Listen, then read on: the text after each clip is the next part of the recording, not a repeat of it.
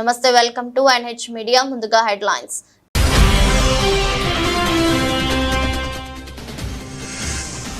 హైడ్రాకి రాష్ట్ర ప్రభుత్వం విశేషాధికారాలు. ఓఆర్ఆర్ లోపలి కోర్ ఏరియా అంతా హైడ్రా పరిధిలోకి తీసుకువస్తూ మంత్రివర్గం నిర్ణయం.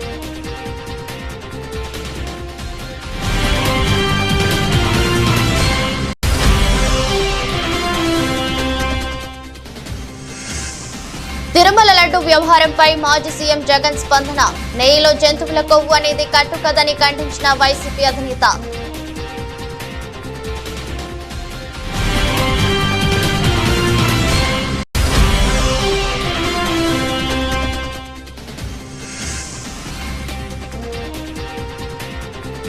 సింగరేణి కార్మికులకు దసరా బోనాన్జా. చరిత్రలో ఎన్నడూ లేని విధంగా కాంట్రాక్ట్ ఉద్యోగులకు సైతం బోనస్ ప్రకటించిన ప్రభుత్వం.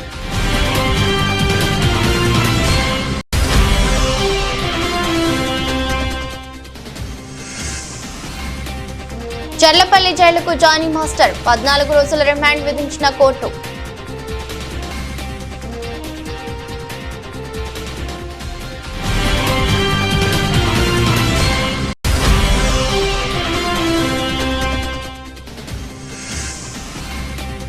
చెన్నై టెస్ట్ సెంచరీలతో కదం తొక్కిన పంత్ గిల్. బంగ్లాదేశ్ ముందు భారీ లక్ష్యం.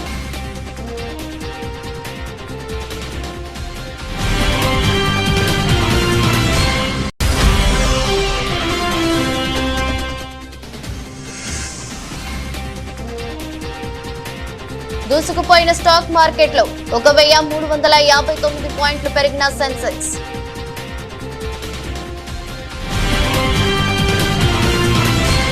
స్వాతంత్ర సమరయోధుడు, తెలంగాణ ఉద్యమకారుడు స్వర్గీయ కొండా లక్ష్మణ్ బాపూజీ గారి వర్ధంతి సందర్భంగా ముఖ్యమంత్రి రేవంత్ రెడ్డి ఆ మహానీయుడిని నివాళులర్పించారు.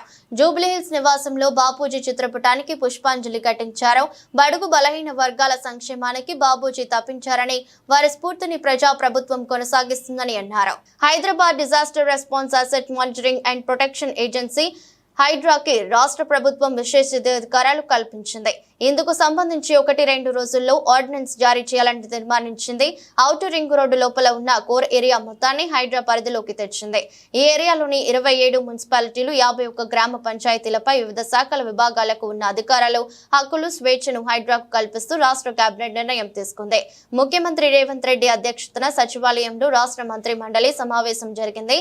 ఈ సమావేశంలో హైడ్రాకు అధికారాలు కల్పించడంతో పాటు అదనంగా అధికారులు, సిబ్బందిని డిప్యూటేషన్ పై ఇవ్వాలని మంత్రివర్గం నిర్ణయించింది. దీంతో పాటు హైదరాబాద్ లోని పొట్టి శ్రీరాములు తెలుగు యూనివర్సిటీ పేరును సురవరం ప్రతాపరెడ్డి యూనివర్సిటీగా మార్చాలని నిర్ణయించారు. కోటిలోని మహిళా యూనివర్సిటీకి వీరనారి చాకలి ఏలమ్మ పేరును, రాష్ట్రంలో కొత్తగా ఏర్పాటు చేసిన Indian institute of handloom and textiles కు కొండా లక్ష్మణ్ బాపూజీ పేరును పెట్టాలని నిర్ణయం తీసుకున్నారు. వీటితో పాటు రాష్ట్రంలో కొత్తగా అనుమతి పొందిన 8 మెడికల్ కాలేజీలకు 3000 పైచిలకు బోధనేతర పోస్టులను మంజూరు చేయాలని, SLBC టెనల్ నిర్మాణ అంచనా వ్యయాన్ని 4637 కోట్లకు పెంచాలని, సన్న వడ్లకు 500 బోనస్ ను ఈ ఖరీఫ్ సీజన్ నుంచి ఇవ్వాలని, తెల్ల రేషన్ కార్డులను అక్టోబర్ నుంచి జారీ చేయాలని నిర్ణయించారు. కేబినెట్ భేటీలో తీసుకున్న నిర్ణయాలను మంత్రులు పొంగులేటి శ్రీనివాసరెడ్డి, ఉత్తమ్ కుమార్ రెడ్డి, కోమటిరెడ్డి వెంకటరెడ్డి మీడియాకు వివరించారు. హైడ్రా సబ్జెక్ట్ వచ్చి హైడ్రాకి ఒక చట్టబద్ధతని ఈ కేబినెట్ లో కల్పించడం జరిగింది. హైడ్రా ముఖ్య ఉద్దేశం ఏదైతే ఉందో, ఔటర్ రింగ్ రోడ్డుకి ఇన్నర్ లో ఉన్న కోర్ హైదరాబాద్ కి ఈ హైడ్రా అనేది చెరువులు, కుంటలు, ఏవైతే రిజర్వాయర్స్ ఉన్నాయో రిజర్వాయర్లు, నాలాలు, వీటన్నిటికీ FTL బఫర్ జోన్ లో ఏవైతే స్ట్రక్చర్స్ ఉన్నాయో, ఏవైతే గతంలో మున్సిపాలిటీలు, కార్పొరేషన్లు, వివిధ శాఖలకు సంబంధించిన అంశాలన్నిటిలో ఈ హైడ్రా పూర్తిగా వాటికి ఎన్నైతే హక్కులు ఉన్నాయో ఈ హైడ్రాకి ఈనాడు కేబినెట్ లో వాటన్నిటికీ సంబంధించిన అంశాలని హైడ్రాని ఇన్కార్పొరేట్ చేయటం జరిగింది. దీంట్లో ప్రధానంగా ఈ కోర్ అర్బన్ రీజన్ ఏదైతే ఉందో ORR కి ఇన్నర్ సైడ్ ఉన్న దాంట్లో 27 అర్బన్ లోకల్ బాడీస్ ఉన్నాయి. అదే రకంగా రీసెంట్ గా 51 గ్రామ పంచాయతీలను కూడా ఈ ఓఆర్ఆర్ కి ఇన్నర్ సైడ్ ఉన్న వాటిలలో 51 గ్రామ పంచాయతీలను కూడా ఈ కోర్ అర్బన్ దాంట్లో ఇన్కార్పొరేట్ చేశాం. వీటన్నిటికీ ఈ హైడ్రా అన్ని శాఖల్లో ఏ శాఖలకి ఎన్ని పూర్తి స్వేచ్ఛలు ఉన్నాయో ఈ హైడ్రాకు కూడా అదే రకమైన స్వేచ్ఛ ఉండే విధంగా నియమ నిబంధనల్ని సడలించడం జరిగింది. సింగరేణి కార్మికులకు తెలంగాణ ప్రభుత్వం బోనస్ ను ప్రకటించింది. కార్మికులకు 796 కోట్ల బోనస్ ను ఇస్తున్నట్లు తెలిపింది. ఈ మేరకు ఉప ముఖ్యమంత్రి మల్లు భట్టి విక్రమార్క ప్రకటన చేశారు. సింగరేణి కార్మికులకు సంతోషంగా బోనస్ ను ఇస్తున్నట్లు చెప్పారు. సగటున ఒక్కో కార్మికుడికి 1,90,000 రూపాయల బోనస్ ఇస్తున్నట్లు తెలిపారు. గత ఏడాది కంటే ఈసారి ఒక్కో కార్మికుడికి 20,000 అదనంగా ఇస్తున్నామన్నారు. సింగరేణిలో 25,000 మంది కాంట్రాక్టు కార్మికులు ఉన్నారని వెల్లడించారు. కాంట్రాక్టు ఉద్యోగులకు ఒక్కొరికి 5,000 చొప్పున ఇవ్వాలని నిర్ణయించామన్నారు. రాష్ట్ర ప్రభుత్వం ప్రాఫిట్ ఆఫ్టర్ ట్యాక్స్ 2023-24 సంబంధించి 4,701 కోటి రూపాయలుగా ప్రకటిస్తూ దీనిలో సింగరేణి సంస్థ ఆ సింగరేణి సంస్థలో పనిచేస్తున్నటువంటి యాజమాన్యంతో పాటు కార్మిక సోదరులు వారి భవిష్యత్ తరాలు కూడా ఇదే రకంగా పెద్ద ఎత్తున ఉపయోగపడాలనేటువంటి ఆలోచనతో సింగరేణి వ్యవస్థని కూడా విస్తరిస్తూ కొంత పెట్టుబడి పెట్టే కార్యక్రమాన్ని కూడా ఈ సందర్భంగా తీసుకుంటాం. ఆ పెట్టుబడి సంబంధించి ఇన్వెస్ట్మెంట్ 2,289 కోట్లు పోగా 2,412 కోట్లని 33% లెక్క 796 కోట్లని కార్మికులకి అంటే ఉద్యోగస్తులకి సరాసరి యావరేజ్ 1,90,000 రూపాయలుగా 1,90,000 రూపాయలుగా పంచేటువంటి కార్యక్రమాన్ని ఈ సందర్భంగా ముఖ్యమంత్రి గారి సమక్షంలో యావత్ మంత్రిమండలి మొత్తం సింగరేణి యాజమాన్యంతో కలిసి ఇప్పుడు ప్రకటిస్తా ఉన్నాం. దీనికి మేమంతా చాలా సంతోషిస్తా ఉన్నాం. ఇంత పెద్ద ఎత్తున పంచుతున్నాం. గత సంవత్సరం కార్మికులకి 1,80,000 పంచితే ఈ సంవత్సరం అదనంగా 1,70,000 పంచితే ఈ సంవత్సరం అదనంగా ఇంకొక 20,000 కలిపి 1,90,000 పంచుతా ఉన్నాం. ఇది 20,000 అదనంగా మనం ఈ సంవత్సరం కార్మికులు పంచుతాము. ఇది కాకుండా కూడా ఇంకా కార్మికుల భవిష్యత్తు కోసం పెద్ద ఎత్తున సింగరేణి సంస్థ చేత విస్తరించడానికి తీసుకోవాల్సిన చర్యలు కూడా చేపడతాం. దేశవ్యాప్తంగా చర్చనీయాంశమైన తిరుమల లడ్డు వ్యవహారంపై ఏపీ మాజీ ముఖ్యమంత్రి వైసీపీ అధినేత వైఎస్ జగన్మోహన్ రెడ్డి స్పందించారు. లడ్డు తయారీలో వాడే నెయ్యిలో జంతువుల కొవ్వు ఉందనేది ఒక కట్టుకథ అని కొట్టిపారేశారు. దశాబ్దాలుగా జరుగుతున్న పద్ధతుల్లోనే తిరుమలలో లడ్డు తయారీ జరుగుతుందని అన్నారు. దేవుణ్ణి కూడా రాజకీయాలకు వాడుకునే దుర్మార్గమైన మనస్తత్వం చంద్రబాబుదని విమర్శించారు. భక్తుల మనోభావాలతో ఆడుకోవడం ధర్మమేనా అని ఆయన ప్రశ్నించారు. ప్రతి 6 నెలలకు ఒకసారి నెయ్యి సరఫరా కోసం టెండర్ పిలుస్తారని, చంద్రబాబు ముఖ్యమంత్రిగా ఉన్న సమయంలోనే నెయ్యి శాంపిల్స్ తీసుకున్నారని, జూలై 23న రిపోర్టు వస్తే ఇప్పుడు చంద్రబాబు మాట్లాడటం విడ్డూరమని మండిపడ్డారు. జూలై 17న NDDBకి నెయ్యి శాంపిల్స్ పంపించారని, జూలై 23న రిజెక్ట్ చేస్తే చంద్రబాబు ఇప్పటి వరకు ఏం చేశారో ఎందుకు బయటకు చెప్పలేదని ప్రశ్నించారు. జరిగినది జరిగినట్టు చంద్రబాబు చెప్తున్నారని జగన్ పేర్కొన్నారు. నెయ్యి తీసుకొచ్చే ప్రతి ట్యాంకర్ సర్టిఫికేట్ తీసుకోవాలని, ప్రతి ట్యాంక్ శాంపిళ్లను 3 సార్లు టెస్ట్ చేస్తారని వివరించారు. అబద్ధాలను ప్రచారం చేయడం ద్వారా తిరుమల పవిత్రతను దెబ్బతీస్తున్నారని వైఎస్ జగన్ అన్నారు. ఇంకొకటి చెప్పాలి, అసలు ఈ రిపోర్టు రిజెక్ట్ అయిన రిపోర్టు మొట్టమొదటిసారి జూలై 12వ తారీఖున, అంటే ఎవరి హయాంలో, ఎవరు ముఖ్యమంత్రి, జూలై 12వ తారీఖున శాంపుల్స్ తీసుకున్నారు. అంటే ఎవరు ముఖ్యమంత్రి, ఎవరి హయాంలో? ఇది చంద్రబాబు నాయుడు గారు సాక్షాత్తుగా ముఖ్యమంత్రిగా ఉన్న హయాంలో శాంపుల్స్ జూలై 12వ తారీఖున శాంపుల్స్ తీసుకున్నారు. వచ్చిన ట్యాంకర్ అంటే వాళ్ళ టెస్టులన్నీ చేసి, ఆ 3 టెస్టులు అక్కడే వాళ్ళు చేస్తారు, చేసిన ఆ టెస్టులు సరిగ్గా రాలేదు కాబట్టి ఆ శాంపుల్స్ను 17వ తారీఖున NDDBకి పంపించినారు. నేను ఒకటే అడుగుతా ఉన్నా, జూలై 23వ తారీఖు నుంచి 2 నెలలు చంద్రబాబు నాయుడు ఏం చేస్తా ఉన్నాడు?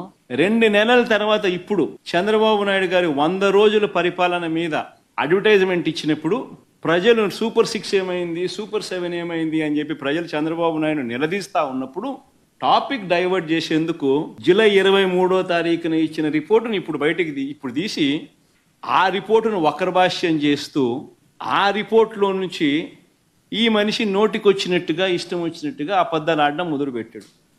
నేను చెప్పేది ఒకటే చెప్తా ఉన్నా, ఒక రోబస్ట్ ప్రక్రియ టీటీడీలో ఉంది అని చెప్పడానికి సంతోషపడాలి, గర్వపడాలి. టీటీడీ అన్న దేవాలయం అన్నది, టీటీడీలో తయారయ్యే లడ్డు అన్నది, స్వామివారికి దగ్గర తయారయ్యే ఈ కార్యక్రమం అనేది ప్రసిద్ధి కాంచిన గొప్ప పరిణామం అని చెప్పాలి. ఒక రోబస్ట్ ప్రక్రియ ఉంటే ప్రతి వెహికల్ను సప్లై చేసే ప్రతి వెహికల్ వాళ్ళ సర్టిఫికేట్ తీసుకొని రావడమే కాకుండా టీటీడీ ఆ ప్రతి వెహికల్లో నుంచి 3 శాంపుల్స్ తీసి ఆ శాంపుల్స్ పాస్ అవుతేనే నీకు లోపలికి పోయేదానికి పర్మిషన్ ఇస్తూ టీటీడీలో లడ్లు తయారు చేయడానికి ఉపయోగపెట్టే పరిస్థితి ఉంది అని చెప్పి తెలిసినప్పుడు, ఇంత గొప్ప ప్రాక్టీస్ ఉన్నప్పుడు, ఇంత గొప్ప పరిస్థితి ఉన్నప్పుడు నువ్వు క్రెడిట్ తీసుకోవాల్సింది పోయి మనం ఏం చేస్తా ఉన్నాము, అబద్ధానికి రెక్కలు కడతా ఉన్నాం. ఇవన్నీ శాంపుల్స్, ఇవన్నీ టెస్టుల్లో ఫెయిల్ అయినా కూడా వాడేసినారు, లడ్ల కింద తయారీ చేసేసినారు, భక్తులకు అవి పంచిపెట్టినారు, భక్తులు అలాంటి లడ్లు తిన్నారు అనే ఒక ముఖ్యమంత్రి స్థానంలో ఉన్న వ్యక్తి టీటీడీ వెంకటేశ్వర స్వామి గుడిని అపవిత్రత పాలు చేస్తూ అక్కడ తయారు చేసే ప్రక్రియను అభాస్పాలు చేస్తూ మన గుడిని, మన వెంకటేశ్వర స్వామిని మనం తగ్గించుకుంటున్నాం. పెట్టుబడుల కోసం ఈజ్ ఆఫ్ డూయింగ్ బిజినెస్ కాదు, స్పీడ్ ఆఫ్ డూయింగ్ బిజినెస్ అనే నినాదంతో మా ప్రభుత్వం, మా ముఖ్యమంత్రి పనిచేస్తున్నారన్నారు.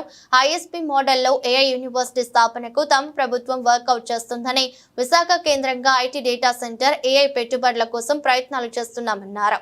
Saying that AI is of course going to change the way we're going to do business, politics or even governance. AI University is something that's very close to our Honorable Chief Minister's heart, and as the HRD Minister, I will deliver on this. This is designed keeping in mind the erstwhile ISB model. So we expect titans of industry to support us in this journey and actually run the institution. So government is good at policy making, giving land, and that's where we want to end our role and let industry run the curriculum, the direction, like how you've done amazingly well with ISB. As a state HRD minister, I'm looking at transforming our entire curriculum from KG to PG. It's very important to educate our children at a very young age, and if you launch them in the right direction, then the sky is the limit. So we are very conscious of that, and that's exactly what I am going to do. As far as IT electronics, yes, Andhra Pradesh has missed the Y2K advantage because we were a combined state, and back then Hyderabad was the singular focus. As far as IT investments, the data center investments, AI investments, our focus area is going to be Visakhapatnam, no second thoughts about it, and we will not miss this bus. So next 6 months you will hear a lot of announcements coming about as far as data centers and the entire AI, harnessing the data center energy through AI. CPM జాతీయ ప్రధాన కార్యదర్శి సీతారాం యేచూరి సంస్కరణ సభలో BRS MLA KTR సంచలన comments చేశారు. సీతారాం యేచూరి గొప్పదనాన్ని కీర్తించారు. ఉద్యమం నుంచి వచ్చిన బిడ్డలుగా యేచూరితో మా బంధం, రక్త సంబంధం అని అన్నారు. నమ్మిన సిద్ధాంత కోసం ఆఖరి వరకు పోరాడిన యేచూరి జీవితం తమలాంటి వారికి ఆదర్శమని పేర్కొన్నారు. ఎప్పుడు కడువ మార్చుతారో తెలియని కాలంలో సీతారాం యేచూరి జీవితం స్ఫూర్తిదాయకమన్నారు. ఫిరాయింపుల కాలంలో పదవుల కోసం కాకుండా సిద్ధాంతం కోసం పనిచేసిన గొప్ప నాయకుడు సీతారాం యేచూరి అని కీర్తించారు. తిట్లు, బూతులు చెలామణి అవుతున్న ప్రస్తుత రాజకీయాల్లో యేచూరి రాజకీయం జీవితం ప్రతి ఒక్కరికి స్ఫూర్తిదాయకమన్నారు. కామ్రేడ్ సీతారాం గారికి మరొకసారి మా పార్టీ తరఫున కూడా హృదయపూర్వకంగా, వినమ్రంగా వారికి జోహార్లు అర్పిస్తూ, పదవుల చుట్టూ పరిభ్రమించే ఈనాటి రాజకీయాల్లో మరి స్థిరంగా సిద్ధాంతం చుట్టూ నిలబడ్డ నిబద్ధత ఉన్న నాయకుడు గౌరవనీయులు శ్రీ సీతారాం యేచూరి గారు. ఎప్పుడు ఏ కండువా మారుస్తారో తెలియని ఫిరాయింపుల ఈ కాలంలో కడదాకా కమ్యూనిస్టుగా బతికిన ఆదర్శ నేత, ఢిల్లీలో వెలిగిన అసలైన హైదరాబాదీ బిడ్డ యేచూరి గారు. హైదరాబాదీ బిడ్డ అని ఎందుకంటున్నా అంటే మాకు కూడా పూర్వాశ్రమంలో కొంత కనెక్షన్ ఉంది. అదేమంటే వారు చదువుకున్నది ఆల్ సెయింట్స్ స్కూల్లో, నేను చదువుకున్నది దాని పక్కనే రోడ్ యువతల గ్రామర్ స్కూల్లో. అదేవిధంగా వారు తర్వాత నిజాం కాలేజీలో గ్రాడ్యుయేషన్ చేశారు. నేను కూడా కొద్ది కాలం తర్వాత నేను కూడా అక్కడే చేస్తున్నాను. కాబట్టి అందుకే హైదరాబాద్ బిడ్డ అనే మాట వాడతాం. ఓట్ల రాజకీయం వేరు, ప్రజల రాజకీయం వేరు, మేము ఓట్ల రాజకీయంలో వెనుకబడ్డా ప్రజల కోసం జరిగే పోరాటంలో మాత్రం ముందున్నాం, ప్రజల మనసులో ఉన్నామని ఆయన ఒకసారి చెప్పిన మాట నాకు బాగా గుర్తున్న మాట. నాయకులుగా పాలకులుగా ఉండి పోరాటాలంటే తెలియని వారు ఎందరో ఉండొచ్చు. ప్రజలంటే కేవలం ఓటు బ్యాంకులుగా మాత్రమే చూసేవారు ఇంకెందరో ఉన్నారు. కానీ ఉన్నత చదువులు చదువుకున్న ఒక కుటుంబంలో స్వయాన మేనమామగా ఒక ఐఏఎస్ ఆఫీసర్గా ఉన్న ఒక కుటుంబంలో పుట్టి అణగారిన వర్గాల కోసం ప్రశ్నించే గొంతుకగా ఎదిగిన వ్యక్తిత్వం చాలా గొప్ప విషయం అని చెప్పక తప్పదు. పోరాటాల నుండి వచ్చిన నాయకత్వానికి ప్రజల కష్టం, సుఖం, దుఃఖం తెలుస్తుందంటారు. అలాంటి వారిలో ఏచూరి గారు ఒకరని నేను బలంగా నమ్ముతాను. తిరుమల లడ్డు తయారీలో జంతువుల కొవ్వు వినియోగం వివాదంపై టీడీపీ ఈవో జె శ్యామలరావు మీడియాతో మాట్లాడారు. తిరుమల లడ్డు నాణ్యతపై కొంతకాలంగా ఫిర్యాదులు వస్తున్నాయని వెల్లడించారు. నెయ్యిలో తీవ్ర కల్తీ జరిగిందని తేలిన వెంటనే చర్యలు చేపట్టామని స్పష్టం చేశారు. జూలై 6న నెయ్యిని ల్యాబ్ కు పంపామని వెల్లడించారు. వారంలో ల్యాబ్ నివేదికలు వచ్చాయని అన్నారు. ల్యాబ్ రిపోర్టు 2 భాగాలుగా ఇచ్చారని వివరించారు. 100 పాయింట్లు ఉండాల్సిన నెయ్యి నాణ్యత 20 పాయింట్లే ఉందని చెప్పారు. నెయ్యిలో భారీగా జంతువుల కొవ్వుతో కల్తీ జరిగినట్టు నిర్ధారణ అయిన నేపథ్యంలో ఎలాంటి చర్యలు తీసుకోవాలనే అంశంపై కమిటీ వేశామని ఈవో చెప్పారు. అన్వయబుల్ రేట్స్, ఇప్పుడు గీ సప్లై చేయాలంటే ప్యూర్ గీ కౌ గీ సప్లై చేయాలంటే దానికి ఒక వైబుల్ రేట్ ఉంటుంది. ఎవరు కూడా ఫ్రీగా సప్లై చేయరు. సప్లయర్స్ ఎవరు, వాళ్ళకి బిజినెస్. అది 320 రూపాయల నుంచి 411 రూపాయలు కేజీకి ఉన్నాయి. అంత తక్కువ రేటులో ఎలా సప్లై చేస్తారు అనేది చూస్తే ఎవరు కూడా ఆ రేటు చూస్తేనే మనకి ఇది ప్యూర్ గీ సప్లై చేయడం వీళ్ళు కాదు అనేది ఎక్స్పర్ట్స్ కూడా చెప్తున్నారు. నార్మల్ పర్సన్స్ కూడా చెప్తారు. మనం కూడా బయట కొన్నప్పుడు, మంచి గీ కొన్నప్పుడు ఎంతకు వస్తుందని మనకు కూడా తెలుసు. బయట ఎంత రేటుకి మనము ఎంత రేటు పెట్టాల్సి వస్తుంది క్వాలిటీకి కొనుక్కోవాలంటే మనకు కూడా తెలుసు. అలాంటిది అంత తక్కువ రేటుకి కొనడం వలన అక్కడే మొదటనే మనకి దెబ్బ. అంటే అంత తక్కువ రేటు పెడితే ఆల్మోస్ట్ మనము ఒక క్వాలిటీ మీద అంత అంటే కంట్రోల్ ఉండదు. వాడు ఇచ్చేది మనకి ల్యాబ్ లేదు, మన ఓన్ ల్యాబ్ లేదు, మనం బయటికి పంపించము, రేటే చాలా తక్కువ. ఈ 3 పరిస్థితుల్లో అసలు క్వాలిటీ గీ వస్తుందనేది రాదు అనేది అది చాలా స్పష్టంగా తెలుస్తుంది. ఎనివే ఆ రీజన్స్ అనేది అనలైజ్ చేయడం జరిగింది. అనాలిసిస్ ఎందుకు చేశామంటే కరెక్టివ్ స్టెప్స్ తీసుకోవాలి, ఏం జరిగింది, ఎలా చేయాలి దాన్ని, అది చూస్తే ఈ విధంగా తెలిసింది. సో ఉన్న సప్లయర్స్తో గట్టిగా బ్లాక్ లిస్ట్ చేస్తామని చెప్పిన తర్వాత అందరూ కూడా క్వాలిటీ సప్లైస్ అన్నీ కూడా శాంపుల్స్ బాగానే ఉన్నాయి. ఎక్సెప్ట్ ఒక supplier AR foods, AR dairy food private limited. Medchal జిల్లా నాగారం మున్సిపాలిటీ పరిధిలో బీజేపీ సభ్యత్వ నమోదు కార్యక్రమంలో మల్కాజ్గిరి పార్లమెంట్ సభ్యులు ఈటెల రాజేందర్ పాల్గొన్నారు. ఈ సందర్భంగా ఆయన మాట్లాడుతూ సభ్యత్వ నమోదు కార్యక్రమంలో మనం ఎంత ఎక్కువ ఇన్వాల్వ్ అయితే అంత గొప్పగా అయ్యే ఆస్కారం ఉంటుందని, ఇవాళ మనం పడే కష్టం చేసే సభ్యత్వం అనేక సమస్యలకు అది ఒక జవాబు అవుతుందన్నారు. రేపు కార్పొరేటర్ కావాలన్నా, ఎమ్మెల్యేలు ఎంపీలు గెలవాలన్నా ఈ సభ్యత్వ నమోదు కార్యక్రమం ఉపయోగపడుతుందని గుర్తు చేశారు. నాకు చిన్న పెద్ద అనే తేడా లేదు. ఎక్కడ మీటింగ్ కు పిలిచినా వస్తాను. మనం పార్టీని గొప్పగా ఎదగాలనే ప్రయత్నం చేస్తున్నాం కాబట్టి అలా మనం పని చేస్తేనే పార్టీ విస్తరించే ఆస్కారం ఉంటుంది. కాబట్టి మీకు తోడుగా ఎప్పుడు ఉంటానని హామీ ఇచ్చారు. ఎన్నికలప్పుడు ఎలా అయితే తిరిగారో ఇప్పుడు కూడా అలానే తిరిగి సభ్యత్వ నమోదును చేయించాలని కోరుతున్నారు.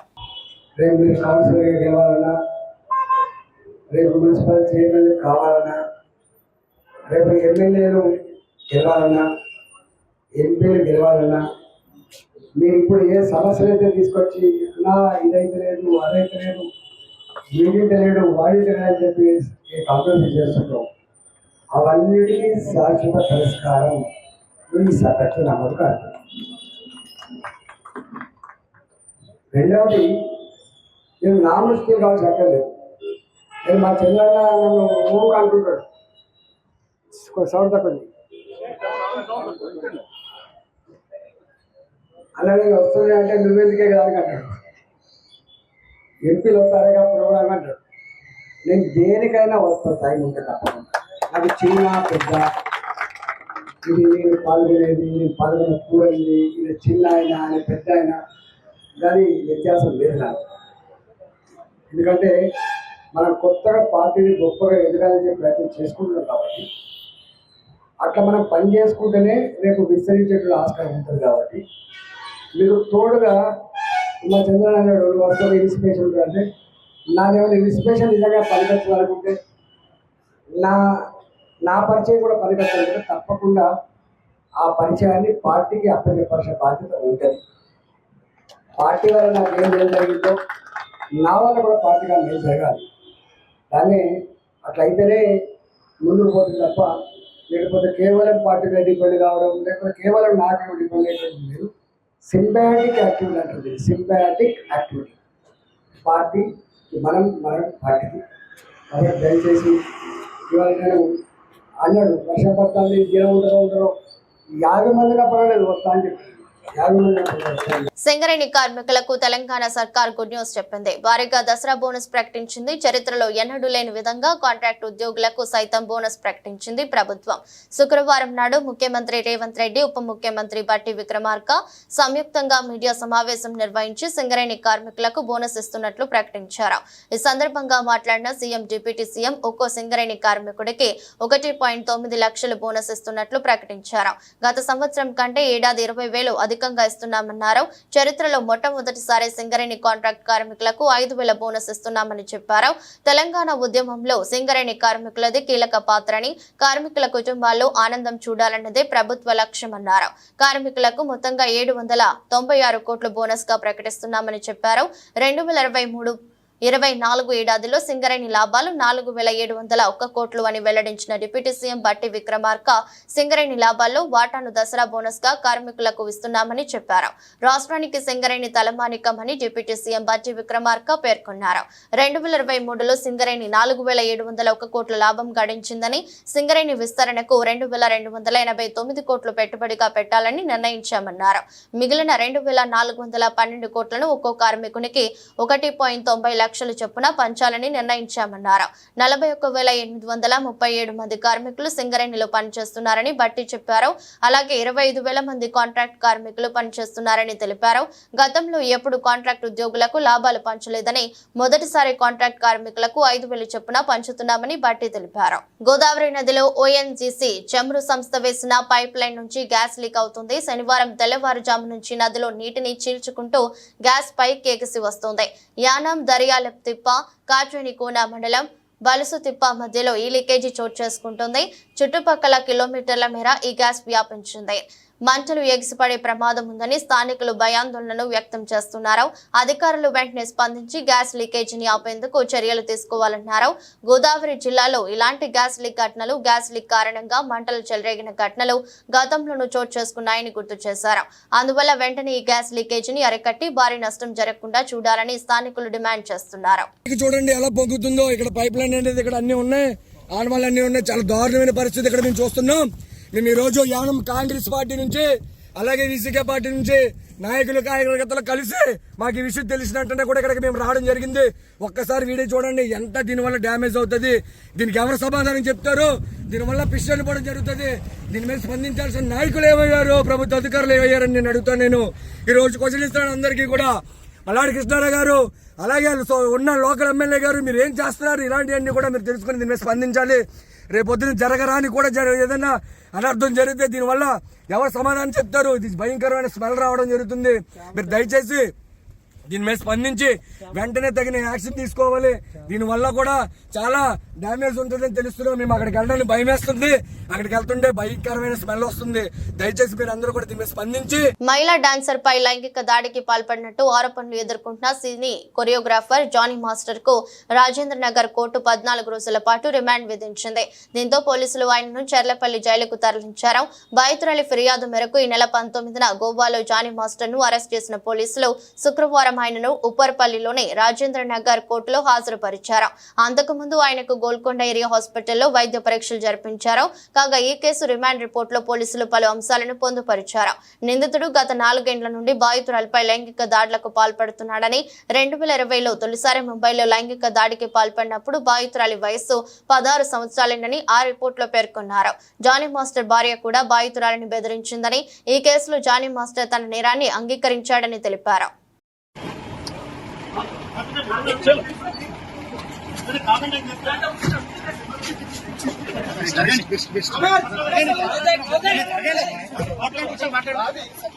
శుభ్మన్ గిల్ ఖాతాలో మరో సెంచరీ పడింది. బంగ్లాదేశ్ తో జరుగుతున్న తొలి టెస్ట్ లో అతను సెంచరీ కొట్టాడు. టెస్టులో అతనికి ఇది 5వ సెంచరీ. చెన్నై టెస్ట్ లో పంత్ సెంచరీ చేసి అవుట్ అయిన తర్వాత గిల్ సెంచరీ నమోదు చేశాడు. 160 బంతుల్లో అతను శతకాన్ని బాదాడు.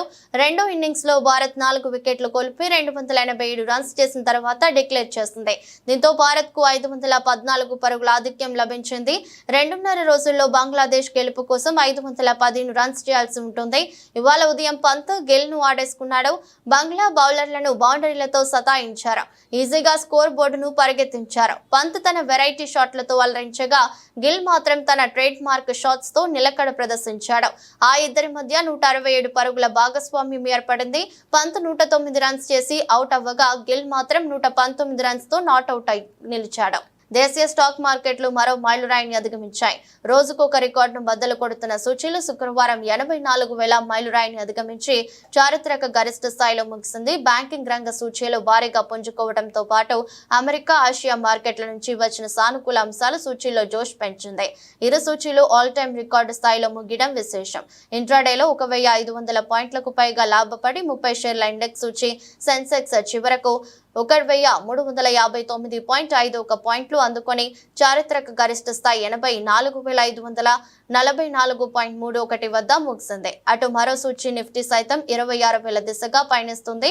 మార్కెట్ ముగిసే సమయానికి నిఫ్టీ 375 పాయింట్లు అందుకొని 25,791 దగ్గర స్థిరపడింది. గత వారంలోనే 83,000 మార్క్ ను అధిగమించిన సెన్సెక్స్ కేవలం 5 ట్రేడింగ్ రోజుల్లోనే మరో మైలురాయి 84,000 మార్క్ ను చేరుకోవడం విశేషం. దీంతో మదుపర్ల సంపద మరో 6 లక్షల కోట్లకు పైగా పెరిగింది. పెట్టుబడిదారులు ఎగబడి కొనుగోలు జరపడంతో సూచీలతో పాటు మదుపర్ల సంపద కూడా అమాంతం పెరిగింది. ఈక్విటీల ర్యాలీలో బీఎస్ఈలో లైస్టిన కంపెనీల విలువ 6,24,468.11 కోట్లు పెరిగి 4,71,71,745.83 కోట్లు చేరుకుంది. వార్తలు ముగించే ముందు మరోసారి హెడ్లైన్స్.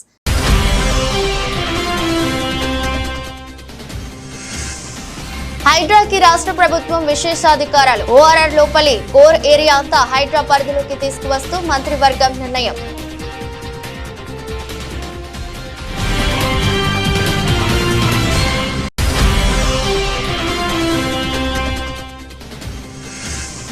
తిరుమల లడ్డు వ్యవహారంపై మాజీ సీఎం జగన్ స్పందన.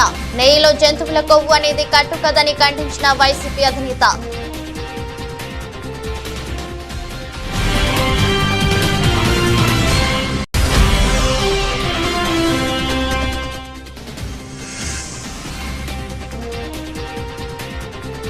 సింగరేణి కార్మికులకు దసరా బోనాంజా. చరిత్రలో ఎన్నడూ లేని విధంగా కాంట్రాక్ట్ ఉద్యోగులకు సైతం బోనస్ ప్రకటించిన ప్రభుత్వం.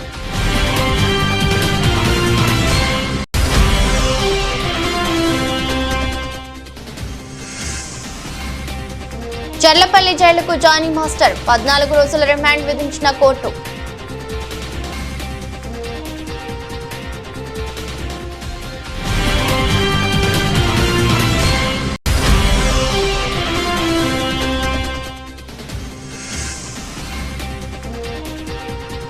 చెన్నై టెస్ట్ సెంచరీలతో కదం తొక్కిన పంత్ గిల్. బంగ్లాదేశ్ ముందు భారీ లక్ష్యం.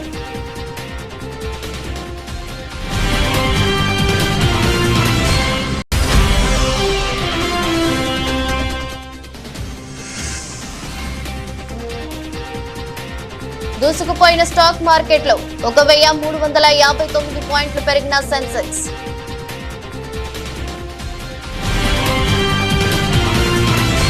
ఇది బులెటిన్. మరో బులెటిన్లో మళ్ళీ కలుద్దాం. అంతవరకు సెలవు. నమస్కారం.